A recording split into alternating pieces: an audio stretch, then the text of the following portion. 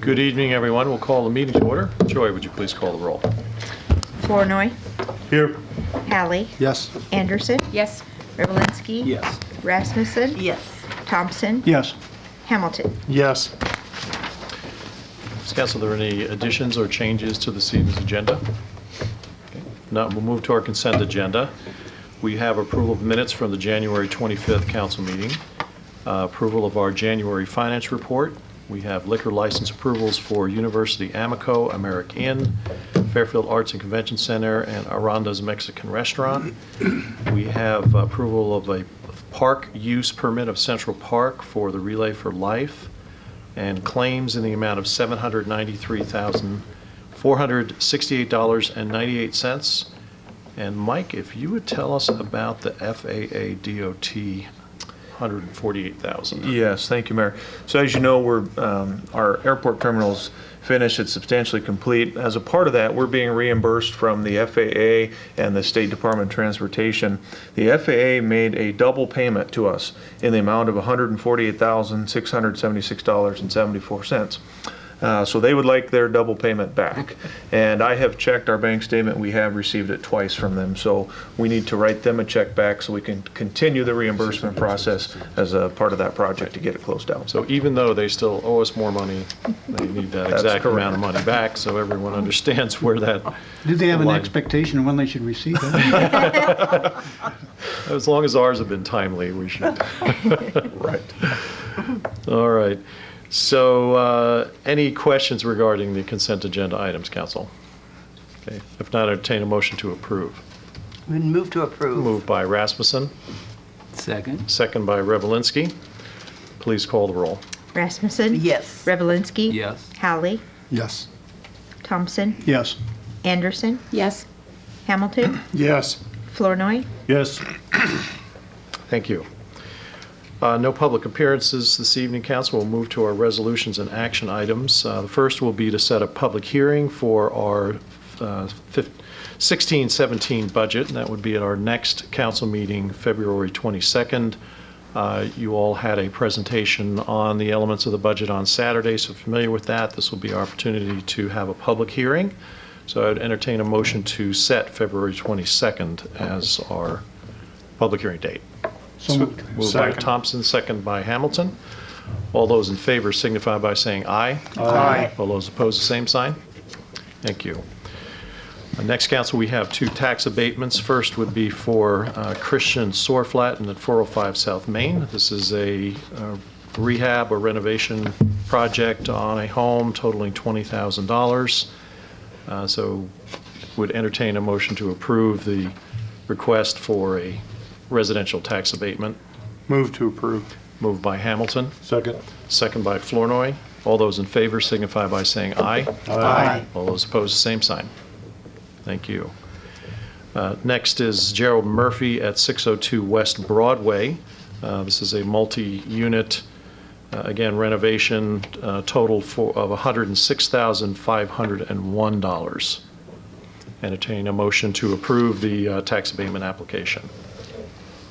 So moved. Moved by Hamilton, Second. second by Flournoy. All those in favor signify by saying aye. Aye. All those opposed, same sign. Thank you. Next item, council, we are going to table. Something came up today. Mike, if you want to just explain to the council. Yes, I received thank you, Mayor, a phone call from Jim Anderson with the state DOT office. The county and the state have stumbled across some changes on the contract, so they recommend that we hold off approving the contract until those changes are formalized. So we'll bring this back to council for consideration at a later point. Okay. So we'll table that item, council, and move to our next item, which will be a resolution, and this would be ordering the construction for some of our step one improvements that are going to be coming up. And I'd ask Melanie if she could talk to the council. I know plans and specifications are prepared, submitted. We are awaiting some final word, but we want to stay on the proper schedule.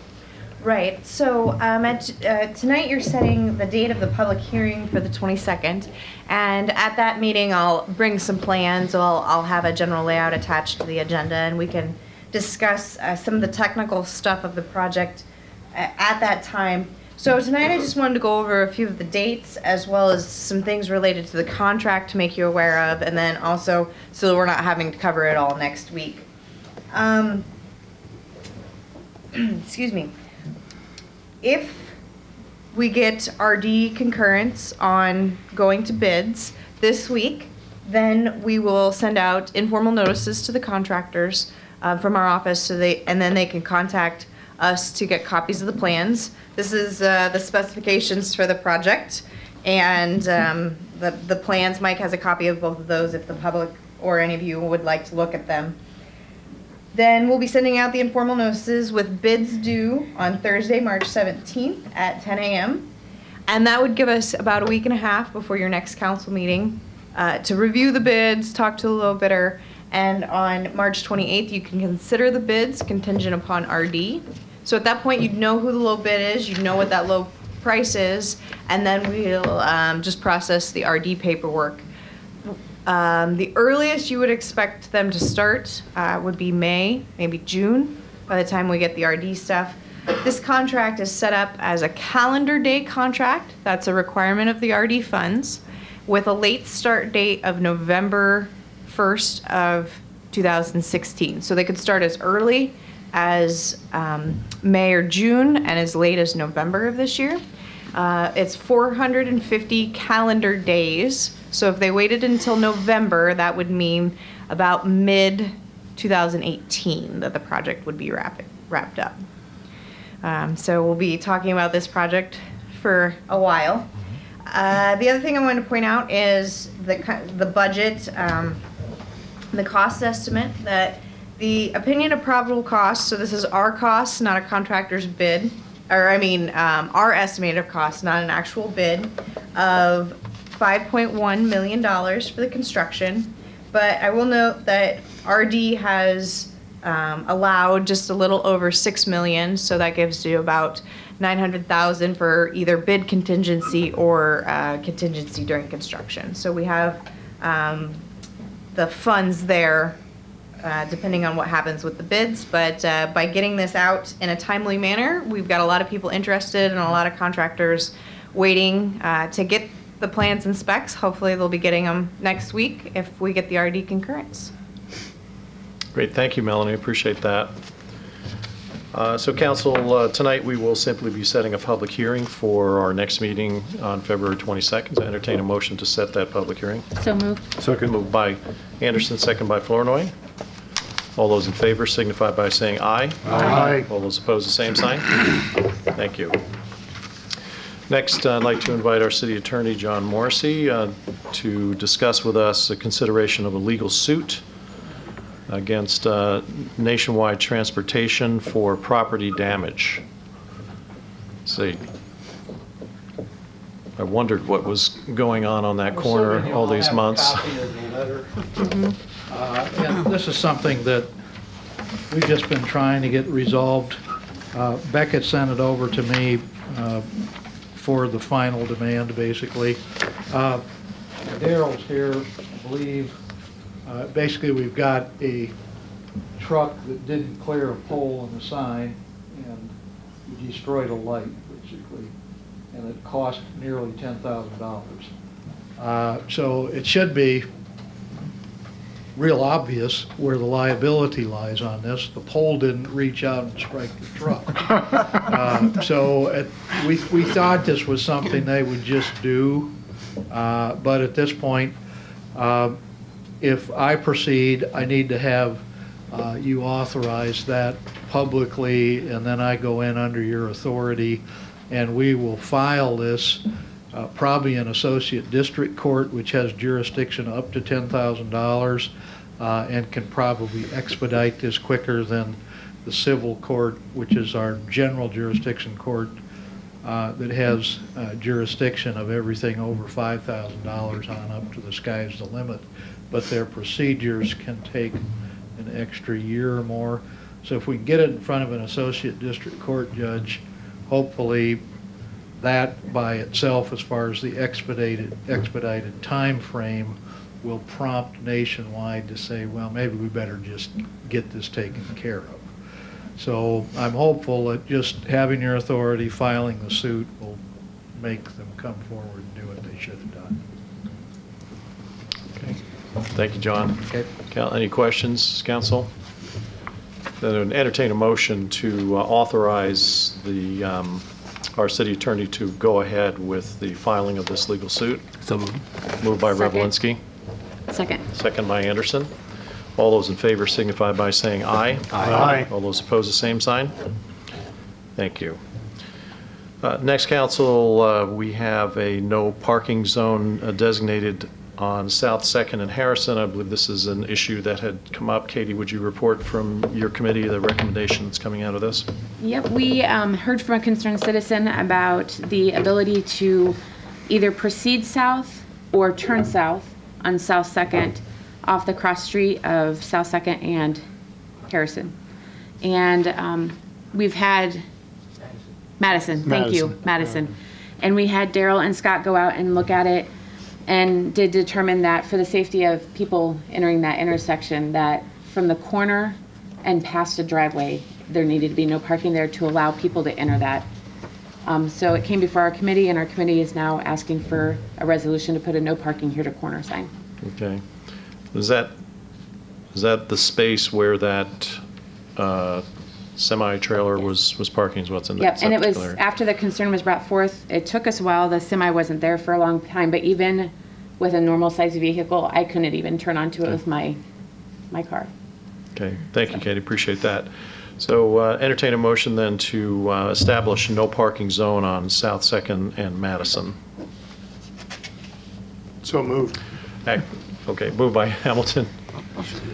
Yeah. Second. What's that? Second by Revelinsky. Any other discussion? Not all those in favor signify by saying aye. Aye. All those opposed, the same sign. Thank you. And then we also, our next item would be a parking issue as well, and that would be the ADA compliant parking at the Civic Center as was requested. Go ahead. Yep, Rustin came before us and just expressed that the patrons of our Civic Center had expressed that they would like a little more handicap parking. It's directly in front of the building, and Melanie presented it to us, and we will, we're putting before the council request for 2 additional handicap parking spaces, with at least one of the now 4 parking spaces designated for van access. Okay. Thank you. We make that a motion to approve. So moved. Okay, moved by Anderson to approve the 2 additional ADA spaces. Second. Second by Flournoy. All those in favor signify by saying aye. Aye. All those opposed, the same sign. Thank you. Next, council, we're going to have a discussion about considering easement of condemnation for our wastewater conveyance on Libertyville Road. And I'd like our city attorney to discuss with us what we will be doing tonight. And obviously, there'll be some public hearing set up on this issue. But this will be a first step.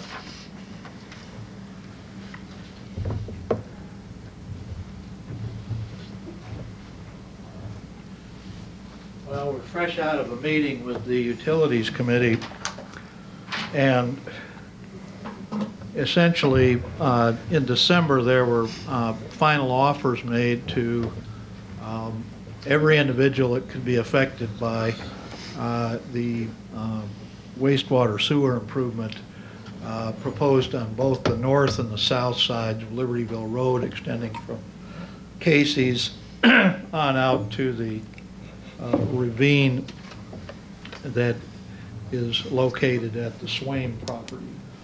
And there are, I think French Reniker has the best data on the parcels, but my understanding is there's 27 parcels. Of that, there are 25 owners. There's about 60% that have been on board in the past. Right now, of persons that we need easements from, there are 9 or 10 no's. There's a couple of them that we're considering possibly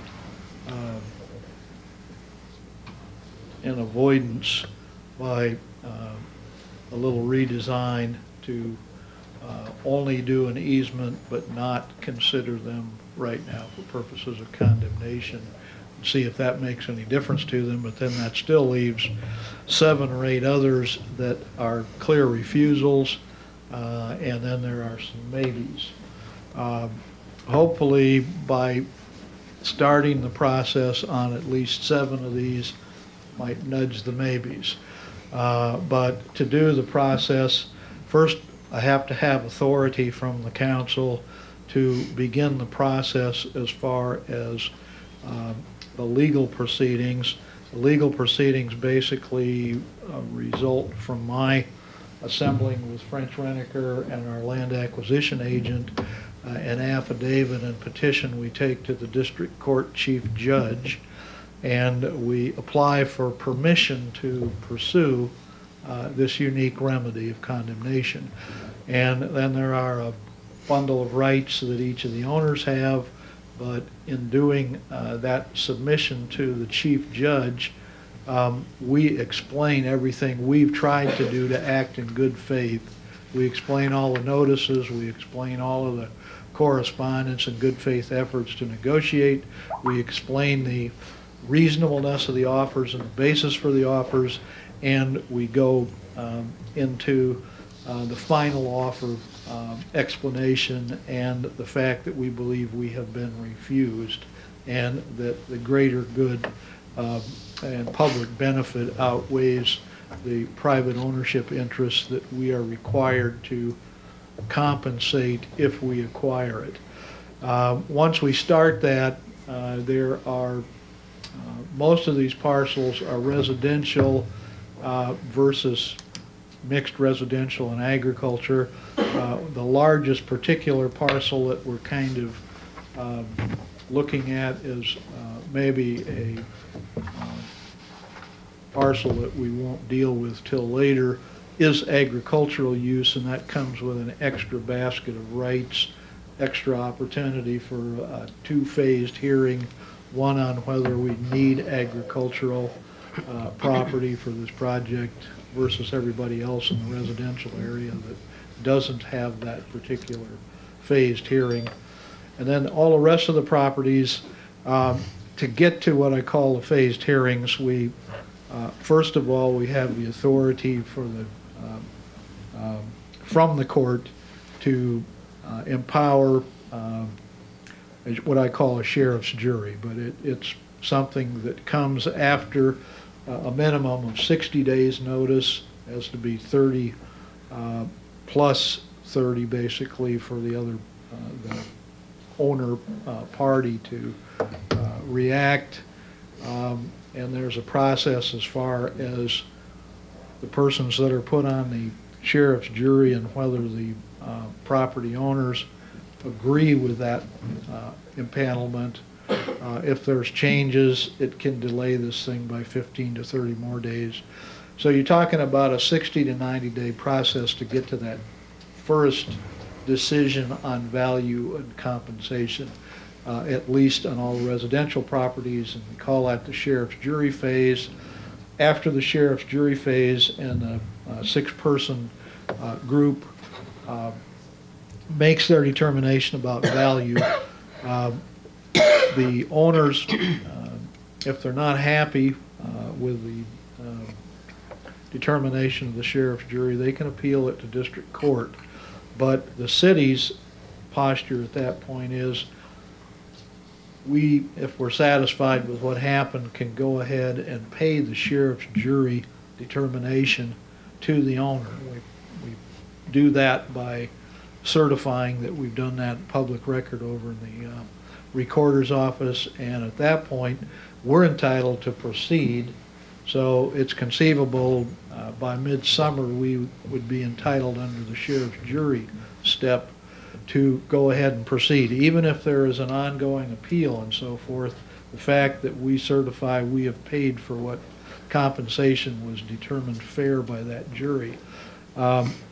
It's then a question, I guess, as far as we're that far along, whether our underlying finance on that particular project is going to be comfortable with saying go ahead while an appeal is pending or different appeals are pending. But assuming we probably got to the sheriff jury thing okay, we're satisfied with the outcome, it wasn't outrageously off mark as far as our compensation offers and what the jury decided was fair, we would be in a position by next fall possibly to proceed with some of the other steps as far as getting the project going. That's the thumbnail of Okay. the way it works. Thanks, John. One question I have is, what was the last communication with property owners? And are they aware that this is the next step and that the city is about to take? The last communication they've had from our agent JCG was, I believe, about mid-December. And they haven't been told we're authorizing condemnation at this point. I can certainly extend the final offer one additional time and see if it makes any difference whether it's coming from the lawyer or JCG. But I've been down that road when we did 9 of these out at the airport to get started. Yeah. It prompted Counsel, a I mean, little bit of change on two. How do you feel about that? I don't want I wouldn't want anyone to feel like they weren't aware that this was the next inevitable step that the city would be taking. I don't want anyone to feel hoodwinked in that way or however they might I feel. think we should send a letter. So in the final offer letter. Or if I've got something out of the timeline, then Melanie or Sean or anyone else who can, or Mike, I'm sorry. Final offer That's okay. letter Yeah. does say that we're going Yeah. to It does. proceed to me next. Right. Oh, it does say Well, that? whoops. That's a draft. I don't think there was any changes. What this line says is, if mutually agreeable compensation settlement cannot be reached in the next few days, we must proceed with the eminent domain process. Well then, there it They've- is. And this Okay. is what they received in December. In December, okay. John, And we wait for responses. We don't proactively, or does JCG proactively follow up? They have been calling. Okay. I just make sure everybody's clear on that point. Thanks. In fact, we made a series of 2 rounds of communication where we went back and sort of said, okay, we've waited now an additional month. Right. We're going to go into condemnation proceedings if we don't proceed, and we're going to give you a deadline of, no, I don't have a calendar, it was January 17th or 18th, somewhere in that vicinity. Like But the we- last Friday of January or Yes. something like that. We've reached out proactively to property owners multiple times in an effort to make good faith negotiations. And have Okay. you had contact with each person? Have you? JCG has had contact with each person. Okay. Some have chose not to return phone Right. calls, but certainly attempt was made multiple times. Okay. Thank you. I appreciate that. a question, Mayor. Yes, John. I presume the reluctance of many of those who aren't agreeing has to do with their preference not to become part of the city of Fairfield, which would be kind of available to them if the sewer line was then going through their property. Right.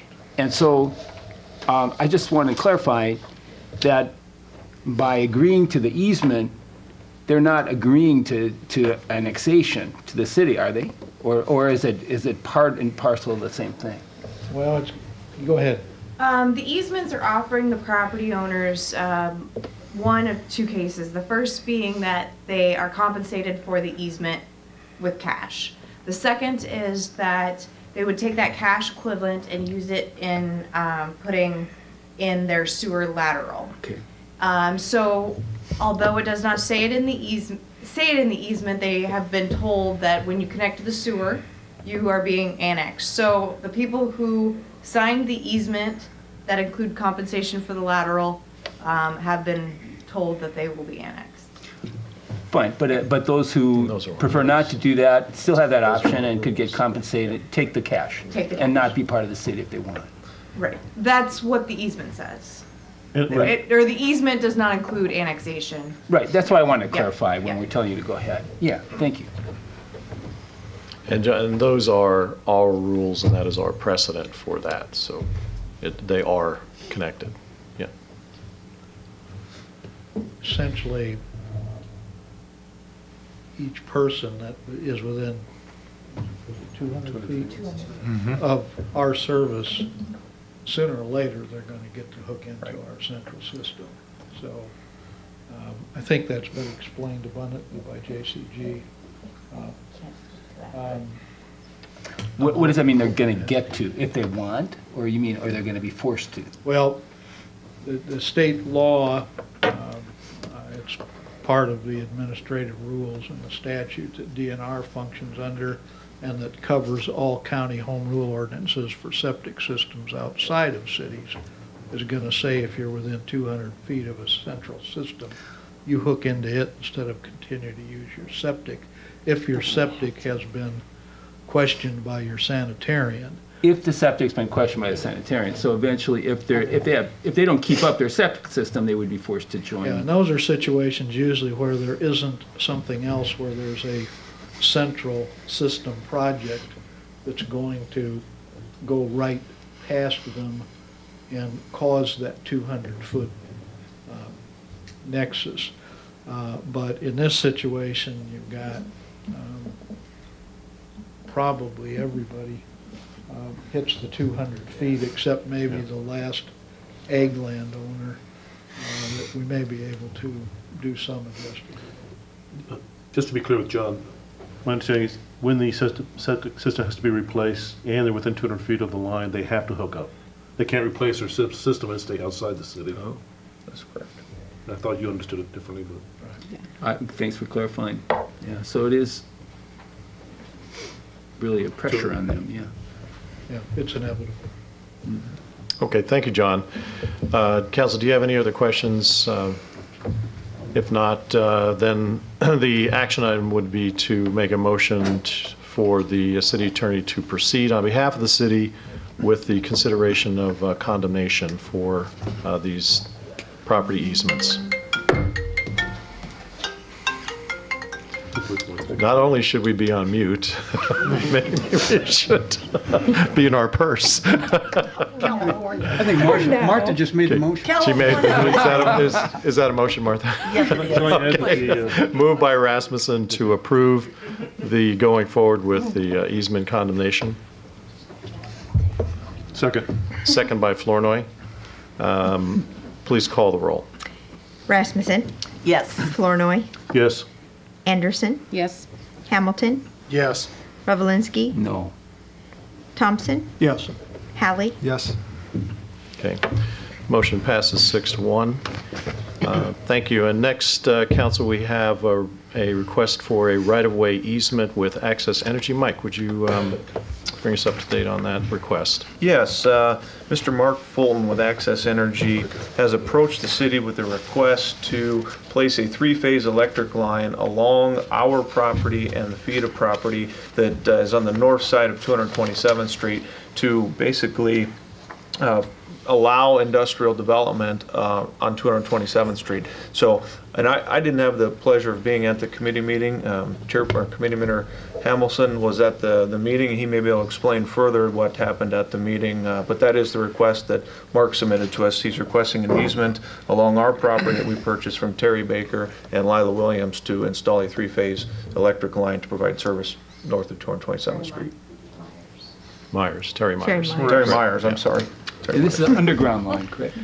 Yeah, coming up, if you looked at the maps when you opened up the action item, you saw a couple of maps that show where the sanitary sewer plant is at and the new retention basin that's proposed for out there.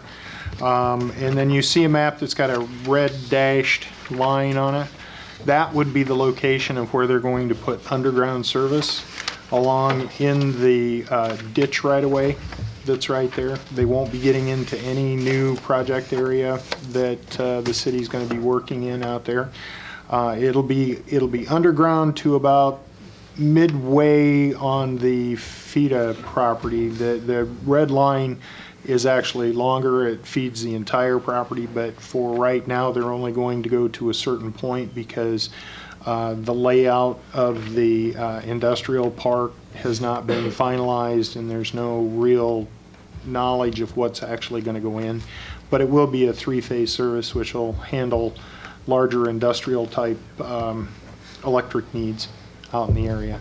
This easement would be granted by the city. There is an example easement in that packet as well. It will be better defined once they figure out what that ending point will be there at the feeder property. It will allow them to trench in underground service from a box that they'll bore under the road initially with the service, because it's all above ground coming up from the south there. And then it'll go under the road to a service panel box, and then it'll go underground from there all the way around the curve as you see on the map. There won't be any expense to the city caused with this. This is something that Access Energy wants to do. They provide power out in that area, and they see it as a benefit for them. So they're footing the cost of putting everything in up to the feeder property. Once it's there, then it'll be property owners' responsibility from that point forward. So we didn't see a problem with it. It was kind of a no-brainer to us that we allow power to be taken through our ditch out there. So. Mayor, if I also may add, this was reviewed internally by staff as well as McClure Engineering with construction of our equalization basin and the new plant. They don't see any issue with it either. So from a staff perspective, we support the easement.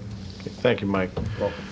So I entertain a motion then to approve the right-of-way for the easement. Move to approve. Second. Moved by Hamlin, second by Flournoy. All those in favor signify by saying aye. Aye. All those opposed, the same sign. Council, I think back in was it November, December, I asked you to appoint Sarah Kelly to the library board.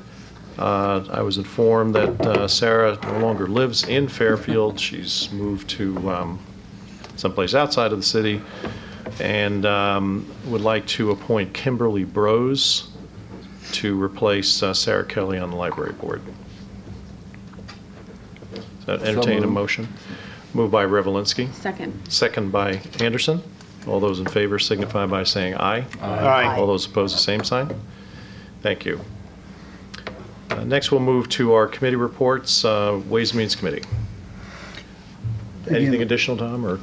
Nothing, again, we're going to have the public hearing. The council heard a preliminary proposal on their Saturday work session, and that will be discussed at our next meeting. Great, thank you. Economic Development Committee. Economic Development met, and I think I'm going to defer to Mike regarding both the TIF and also the status of the prospective building site. Thank you, Martha. So the Economic Development Committee did consider a TIF application from Martin Brett. The committee authorized John Morrissey and myself to work with Allers to amend our urban renewal plan and bring an amendment back to this body for consideration, as well as a development agreement with that particular developer for consideration by this body. So we'll begin to put those pieces together and bring it back before you at some point down the road. The second item, Fairfield Economic Development Association has approached the committee and asked for a general notion of support for a speculative building to be built in the industrial park on 227th Street. At this time, they're asking for a commitment from the city of approximately $70,000.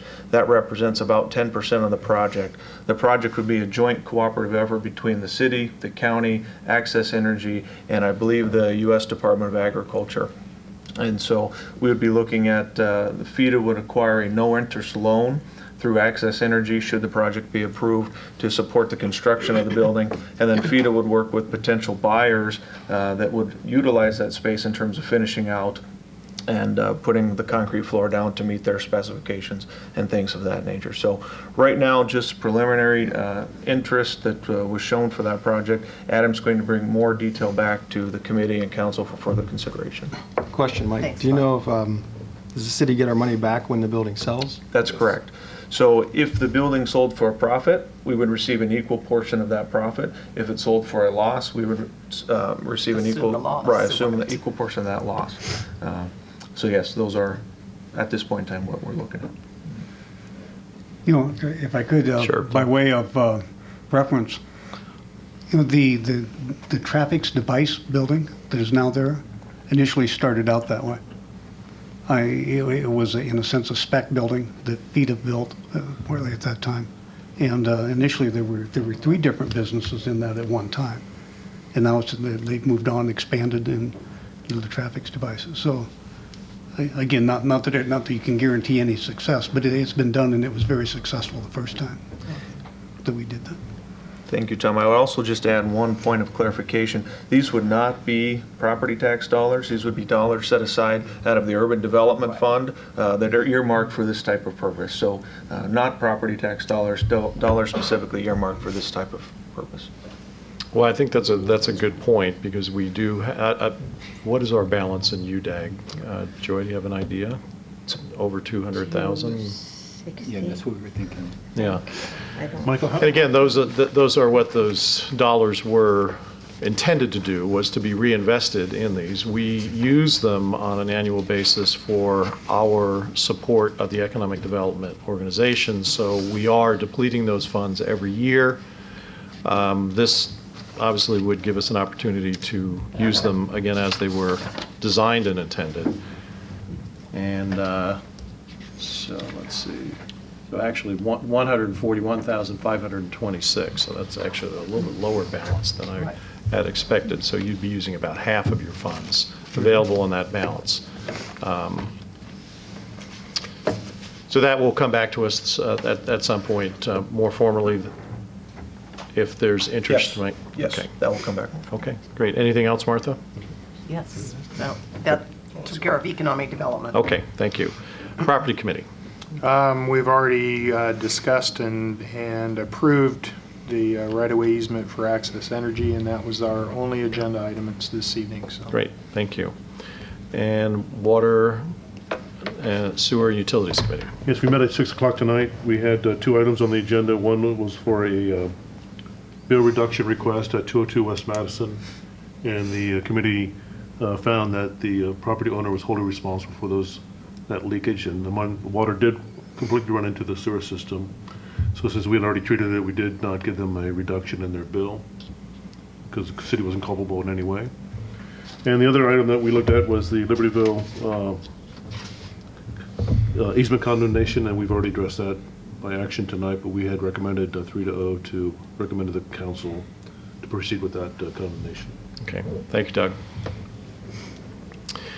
That finishes our committee reports. We'll move to our administrator and department reports. Mike, do you have anything before we invite? Nothing tonight, Okay, Mayor. great. Thank you.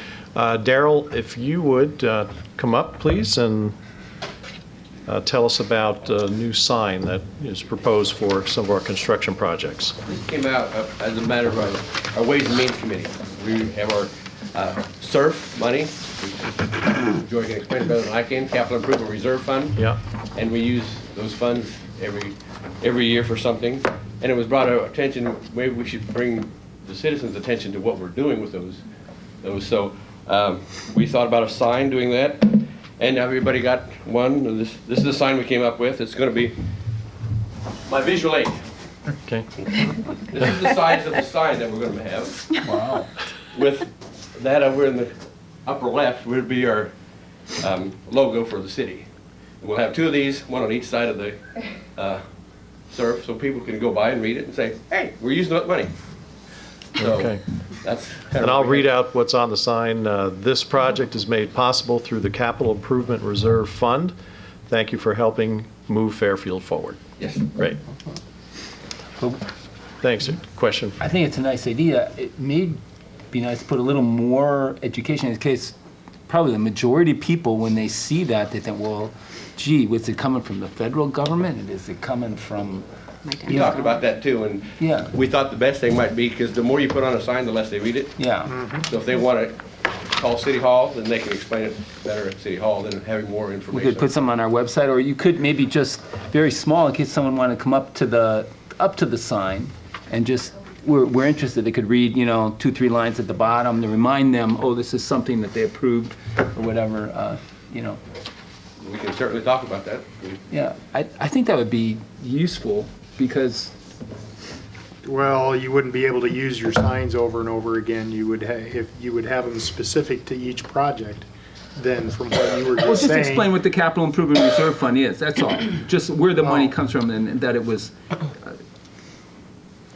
That'd just. be a lot of words.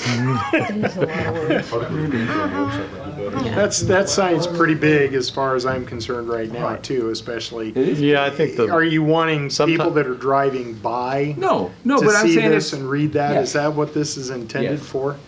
Because otherwise, it doesn't need to be that large if it's a pedestrian area where this is closest to, but if you're trying to bring good attention to it as people are driving by, that's more than plenty words for them to try to read as they're passing in their vehicle. That was the intention, to do that and to get these signs so we can reuse them over and over again. Right, different Put them on locations. A-frame. we can have Michael additional take care of that tax that you next up approve. on Facebook. Yeah. I think that's a good well, those 1,000 Facebook people- follow-up. Well, those 1,000 people who are, Yeah. whatever, 1,000 hits. Engaged. Well, when you get them made we'll up, see if have Andy Allman do an article. What is the cost to make one sign? I haven't got there yet, but I'm gonna assume we're gonna probably be having somewhere about $175 in both signs, In both? Although, John, it could say just, made possible through voter-approved capital improvement reserve fund. I was thinking something like that. Yeah, thank you for your support. That sends the message. Yeah, it's 2 words. Yeah.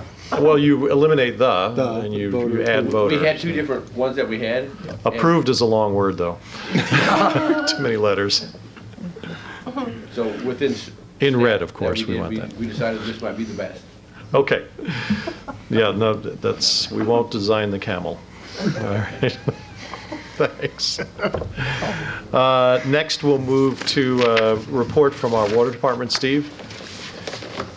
Steve and I spoke on Saturday, and I think we've received intermittent correspondences from citizens about the Flint issue and lead. And I thought it'd be great if we reported to citizens what our lead testing has proven, but also give them an idea of how we are different from the treatment of water and our distribution system, as some of these other cities are having problems with. Well, the big difference from Flint, Michigan to us is they're on surface water and then they switch to another water source. We're on Jordan groundwater, so it stays consistent all the time.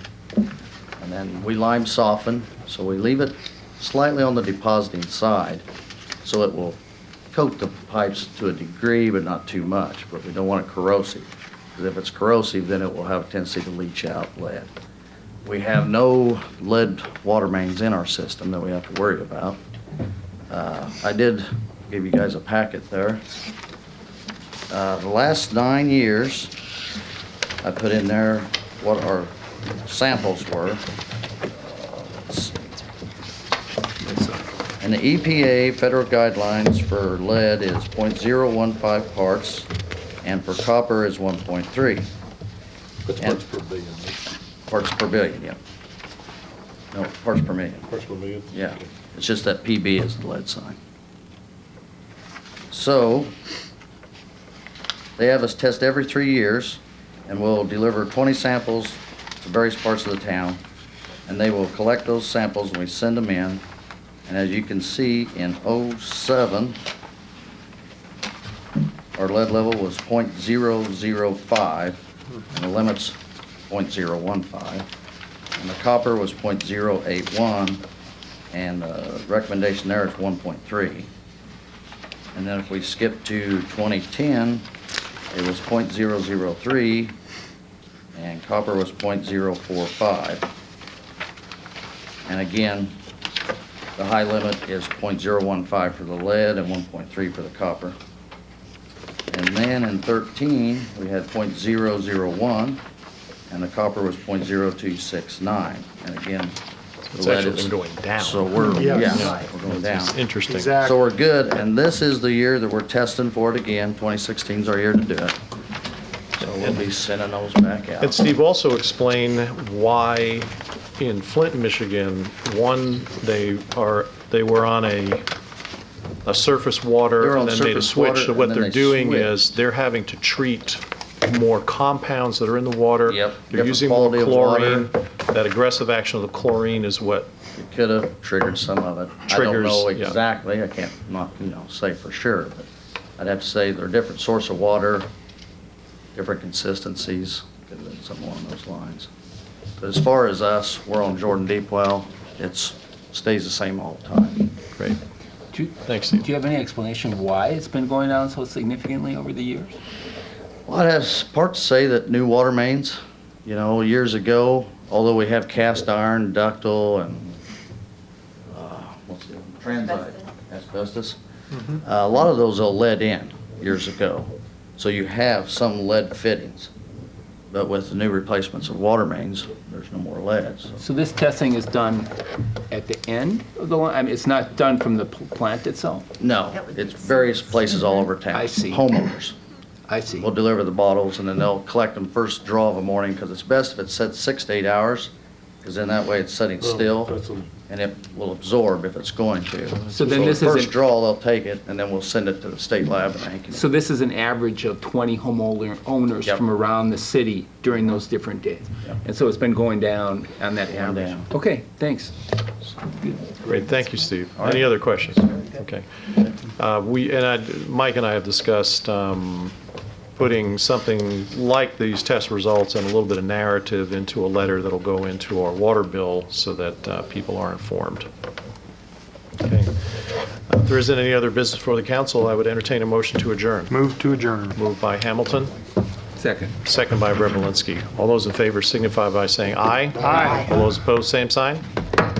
Meeting adjourned.